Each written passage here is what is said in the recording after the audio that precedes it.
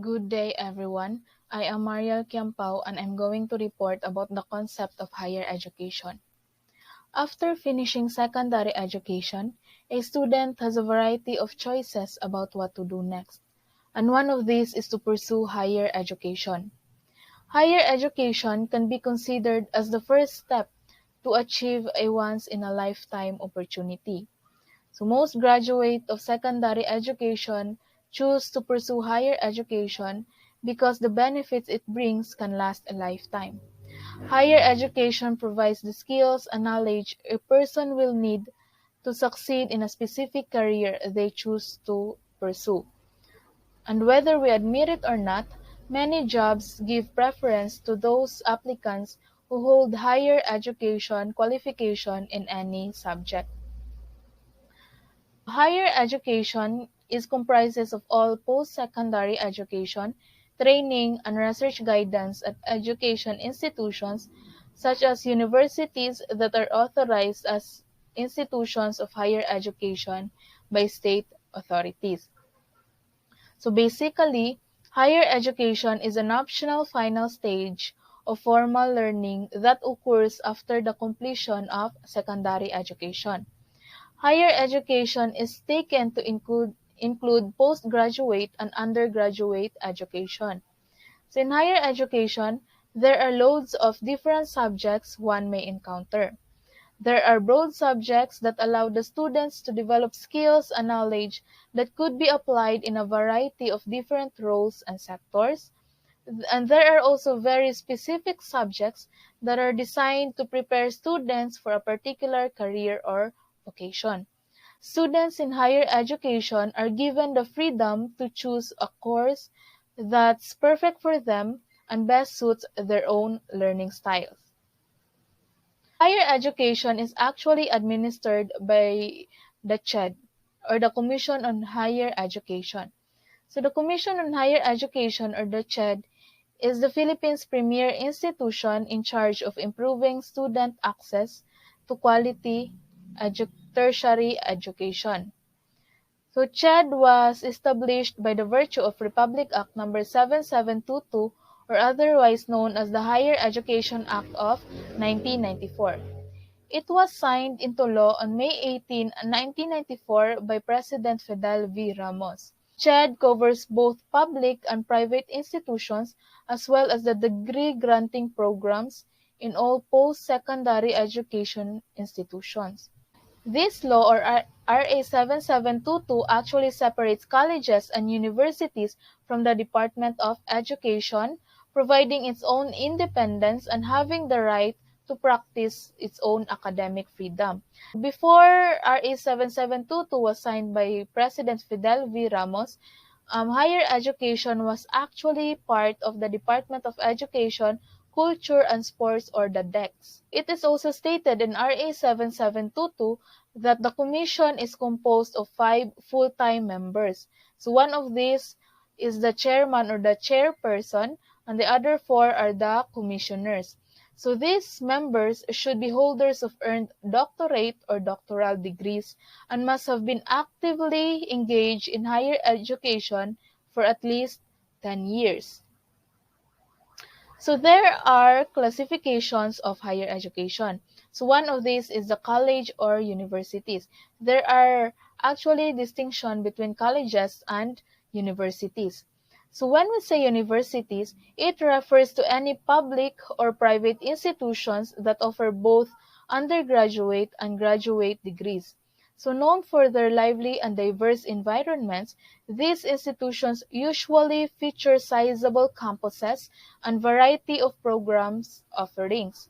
On the other hand, colleges often feature smaller student populations, more intimate campuses, and fewer program offerings than universities. So the majority of these schools are private and receive little to no state funding. So the term college can also refer to community colleges, vocational colleges, and technical colleges. So in simple comparison, colleges refers to typically smaller class size, while university has typically larger class size. So the next classification is we have public or private higher education. When we say public institutions, these are the institutions that are mainly funded by the government. So all public universities and institutions are actually non-sectarian institutions. So when we say non-sectarian institutions, it refers to any colleges that are not associated with a religion or a church. So a public higher education can actually be classified as SUCs or state universities and colleges, and LCUs or local colleges and universities. So when we say state universities and colleges, it refers to any public institutions of higher education that was created by an act passed by the Congress of the Philippines. These institutions are fully subsidized and fully funded by the national government. On the other hand, local colleges and universities are higher educational institutions that are being run by the local government unit or the LGUs in the Philippines. So just like the state universities and colleges, local colleges and universities are also funded and subsidized by the government, but the difference is that the local colleges and universities are being run by the LGUs. So LGUs or local government unit can be a barangay, a municipality, a city, or a province that puts up a post-secondary institution. So the oldest local college and university in the Philippines is a pamantasan ng lungsod ng Maynila, which was established in the year 1965. So now let's have the private institutions or private university. So these are institutions of higher education that are not institutionally funded by the government. If the public colleges are government funded, private schools rely more on tuition fees and endowments. So when we say endowments, this refers to the money or other financial assets that are donated to academic institutions. So private higher education can be classified as for-profit institutions and non-profit institutions. For-profit schools or institutions are being run like businesses, in which the purpose of these institutions is to generate revenues. So these institutions distribute their profits among the institution's owners, investors, and shareholders. On the other hand, non-profit schools must reinvest their surplus revenue back into the institution. These institutions actually channel funds from tuition and fees into educational programs. So the next classification of higher education is the secular or the religious institutions. So a religious-based university or institution is affiliated with a particular Christian or religious denomination. On the other hand, secular institutions or non-sectarian institutions are institutions that are free from any religious dominance. This means that in these institutions, children or students should get education that will enhance their character and moral behavior irrespective of their religion. So now, there are actually three most common degrees that we can acquire from higher education. So the first one is the bachelor's degree, and then the master's degree, and then the last one is the doctorate or the doctoral degree. So bachelor's degree, or also called as baccalaureate degree, is a degree that is given to a student by a college or university, usually after 4 years of study. A bachelor's degree is an undergraduate degree awarded by colleges and universities upon completion of a course of study lasting 3 or most commonly 4 to 6 years. The two most common bachelor's degrees are the Bachelor of Arts and the Bachelor of Science. So the next degree that we can acquire in the higher education is the master's degree. After acquiring the bachelor's degree, a student or a person has the freedom to pursue graduate school, which it includes the master's degree. So master's degree is an academic freedom awarded by universities or colleges upon completion of a course of study demonstrating mastery or a high-order overview of a specific field of study or area of professional practice. So here are some most common master's degree. So the first one is the Master of Arts, in which it covers broad range of arts disciplines as well as social and professional skills. So the next one is the Master of Business Administration, in which it is usually for those who are already in the career of business and wish to receive executive promotion. Then the next one is the Master of Education. It is designed specifically for those who wish to teach or work in the education sector. Then the next one is the Master of Philosophy. It is similar to a Master of Arts in terms of disciplines, but more focused intensively on research. And then the last one is the Master of Science. This is also similar to a Master of Arts in principles and purpose, but it focuses more on technology and science. So the last degree that we can acquire in higher education is the doctoral or the doctorate degree. So a doctoral degree is the highest degree a person can earn in their field. So it is the most advanced degree one can earn, symbolizing mastery of a specific area of study or field of profession. One of the most common doctorate degrees that can be earned in several areas of study is the PhD or the Doctor of Philosophy. So that's all for the concept of higher education. Now, let us proceed to the state of higher education in the Philippines.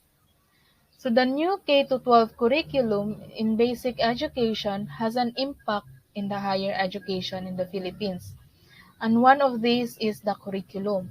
So K-12 makes it necessary to adjust the college curriculum to make sure that college subjects build upon it in the best way. In line with this, CHED came out with guidelines for the revised general education curriculum to complement the new subjects that are taught in senior high. So here are some of the general education curriculum courses that are being taught in higher education. So aside from the life and works of Rizal, we have Understanding the Self, Readings in Philippine History, The Contemporary World, Mathematics in the Modern World, Purposive Communication, Art Appreciation, Science, Technology, and Society, and lastly, we have the Ethics. So these are the general education curriculum courses that are taught in higher education that are also in line with the K-12 program or the K-12 curriculum. So now, let's proceed to the higher education institutions. So according to CHED, as of the year 2020, there are a total of 1,975 higher education institutions. So 112 of these belongs to the state universities and colleges or the SUCs, excluding its satellite campuses. So when we say satellite campuses, it refers to the universities or campuses that are physically at a distance from the original university. So moving on, we have 121 institutions from the local colleges and universities, 13 from other government schools, and 1,729 from private higher education institutions. So some of these private higher educational institutions are operated by non-profit religious institutions, some are operated by for-profit sectarian institutions, or some are non-profit sectarian institutions. In addition, some of these 1,729 private higher education institutions were granted by the CHED the autonomous and the deregulated status. So when we say autonomous status, it allows the universities to design their own curricula, offer new programs, and put up branches or satellite campuses without having to secure permits, confer honorary degrees, and carry out operations without much interference from CHED. On the other hand, the regulated status enjoy the same privilege as autonomous higher educational institutions, but they must still secure permits from new programs and campuses. So these two status can be granted by the CHED after an evaluation. So now let's proceed to the enrollment rate of the higher education as of the academic year 2019 to 2020. So according to CHED, there are a total of 3,408,425 enrollments in higher education as of 2019 to 2020. So 1,329,773 of these were from the state universities and colleges, 248,731 were from local universities and colleges, 5,141 were classified under other government schools, and 1,832,780 were from private higher education institutions. So here are some of the discipline with high enrollment. So the first one is the business related, which has 878,661 enrollment. The next one is the education and teacher training that has 671,421. Next is engineering and technology that has 442,064 enrollment. Next is information technology that has 324,696. And lastly, we have medical and allied that has 234,204. So now let's move on to RA 1093. So I know some of you are familiar with this Republic Act because this law was signed by the former President Rodrigo Duterte on August 3, 2017. So RA 10931, also known as Universal Access to Quality Tertiary Education Act, declares that quality education is an inalienable right to all Filipinos and that the state shall take appropriate actions to make sure that education is accessible to all. This law made it possible for students to pursue quality higher education without paying any tuition and other school fees. It also allows students to enroll technical vocational education and training or TVET programs in public training institutions. In addition, it also provides financial aid to students from the poorest of the poor households, as well as loan programs for students who need additional finances to support their tertiary education. So RA 10931 actually has 4 programs under it. So the first one is the free higher education, or also known as the free tuition program. In this program, students enrolled in their first undergraduate degree program, subject to the corresponding admission and intention policies, will have the benefits of free tuition, free miscellaneous, and other school fees. So, according to CHED, there are a total of 214 public schools covered by RA 10931, specifically the free tuition program. So, 111 of these belongs to state universities and colleges, then 103 of these belongs to local universities and colleges. So, the second program is the tertiary education subsidy, which refers to the subsidy given to those undergraduate students enrolled in the state universities and colleges, CHED recognized local universities and colleges, quality assured private higher education institutions, and technical vocational institutions. So the third one is the free technical vocational education and training. So it grants free training and other training related expenses to those learners who want to enroll in their first post-secondary TESDA registered or TVET programs. The last one is the student loan program, which refers to a short-term loan to cover expenses for pursuing either undergraduate and graduate programs. It includes the medicine and the law, and also it includes the review expenses for licensure examinations. Similar to this program, CHED implemented the Study Now, Pay Later program, in which the students will be given privilege to have a loan to address their financial needs in school, and then they will need to pay for this loan after they graduate. But recently, CHED decided to stop this program because according to the CHED chairperson, Prospero de Vera, the payment rate was extremely low. De Vera stated that they find it hard to collect payments from the students because some don't get jobs after they graduate. Therefore, they don't have the capacity to pay for the loan. Contrary to this, CHED allocated 1 billion pesos under the UNIFAST to help cash-strapped students or those students who have financial difficulties. This 1 billion fund will be used to extend loans to students which they will need to pay before they graduate. So according to De Vera, this loan program will be similar to the system of the UP or the University of the Philippines, in which students who have loans cannot graduate unless they pay for their loans. So that's all for my report. Thank you so much for listening.